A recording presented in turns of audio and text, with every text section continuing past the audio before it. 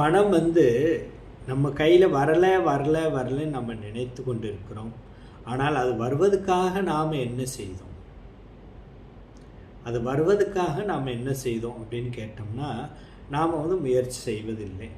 ஆனால் முயற்சி செய்தவங்க என்ன பண்ணுறாங்கன்னா, அதை சரியான விதத்தில் யோசிக்கலை.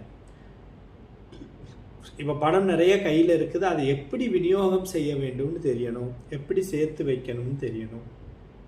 ஆனால் நாம் இதை எதுவுமே செய்யாமல் குற்றம் சொல்லிக்கொண்டு, ஐயோ எனக்கு பணம் வரவில்லை என்னால் ஒன்றும் செய்ய முடியலை என்று பேசிக்கொண்டே தான் இருக்கிறோம்.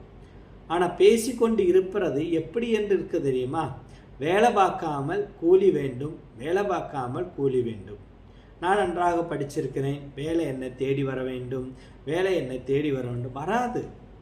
நாம் எவ்வளோக்கு முயற்சி செய்கிறோமோ அப்போ தான் எல்லாமே நமக்கு கிடைக்கும். அதனால் எனக்கு வேலை கிடைக்கலைன்னு சொல்லி நம்ம மனசை புண்படுத்தாமல், மனசை அமைதியாக வைத்து சந்தோஷமாக இருந்து வாழ்க்கையின் முக்கியத்துவத்தை தெரிந்து கொள்ள வேண்டும். இன்று படிக்காமல் என்று நாம் படிப்போம். நல்ல விஷயங்களை தெரியணும், நல்ல விஷயங்களை புரிஞ்சுக்கணும், இதுக்கு தான் நாம் இருக்கிறோம்.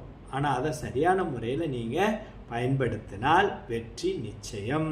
பணம் உங்களுக்கு வரும், நிம்மதி உங்களுக்கு வரும், வேலை உங்களுக்கு வரும்.